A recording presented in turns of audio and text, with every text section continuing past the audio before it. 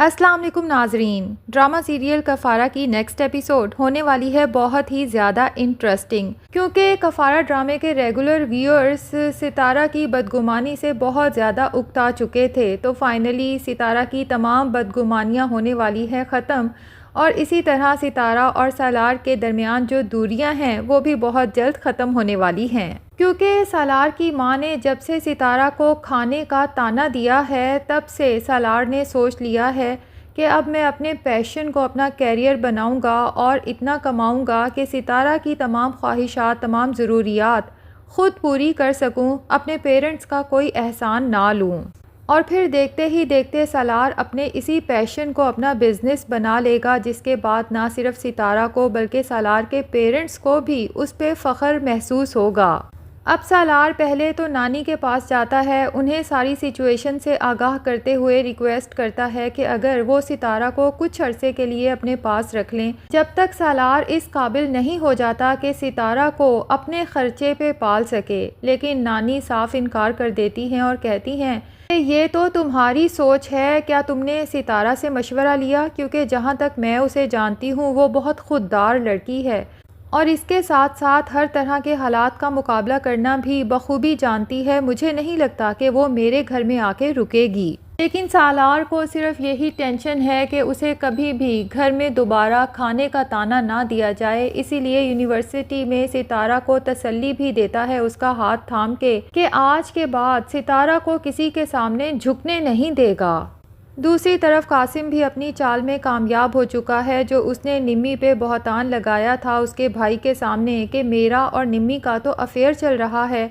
اسی وجہ سے تو میں نے اپنا رشتہ بھیجا تھا نمی کے لیے، لیکن آپ کی طرف سے انکار ہو گیا۔ اب خود ہی اپنی آنکھوں سے یہ پکچرز دیکھ لیں جو نمی نے مجھ سے شیئر کی ہیں، اگر یہ پکچرز کسی اور کے ہاتھ لگ جاتی ہیں، نمی کی کہیں اور شادی ہو جاتی ہے، تو آپ خود ہی سوچیں کہ آپ کی عزت کا تو جنازہ اٹھ جائے گا، اس لیے کیا بہتر نہیں کہ آپ چپ چاپ نمی کی شادی مجھ سے کر دیں؟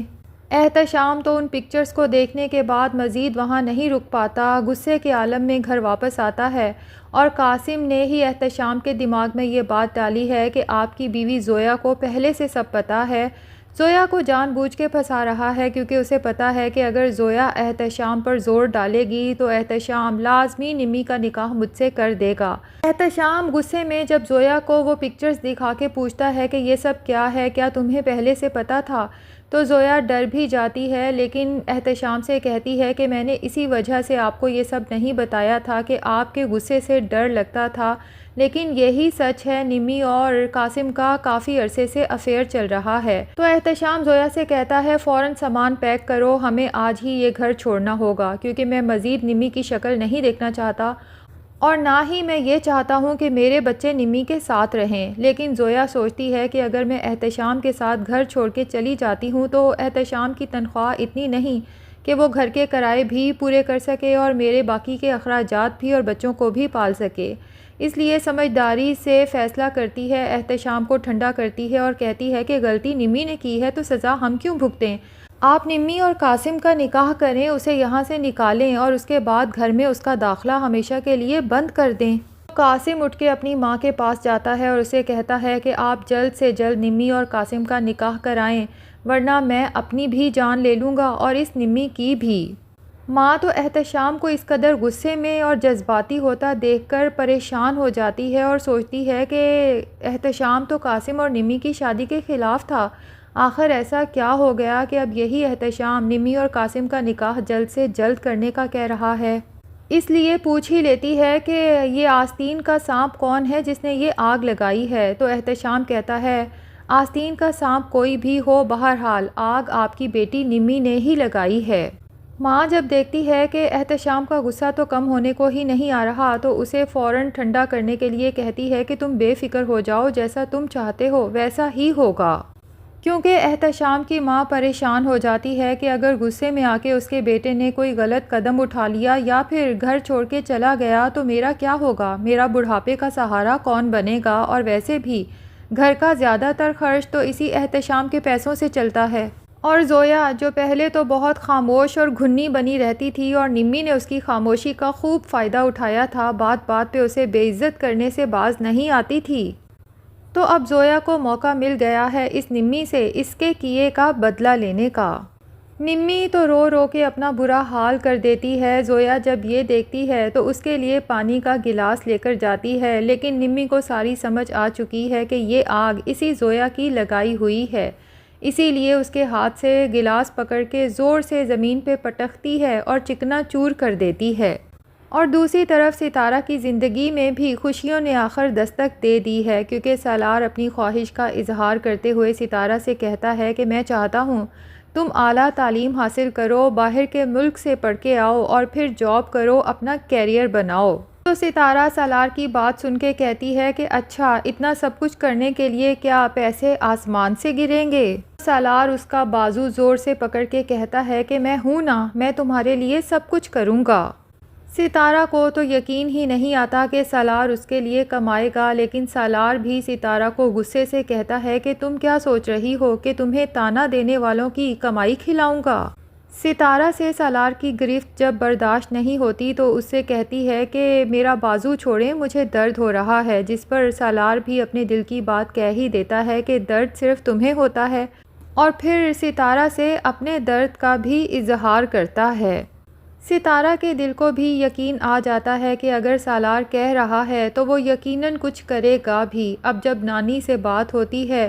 تو نانی سے بھی ستارہ پورے یقین سے کہہ ہی دیتی ہے کہ غیرت بہت ہے سالار میں۔ تو نانی ستارہ سے کہتی ہیں کہ غیرت سے گھر میں راشن نہیں آتا، لیکن ستارہ کہتی ہے کہ غیرت میں اگر انسان کسی کا قتل کر سکتا ہے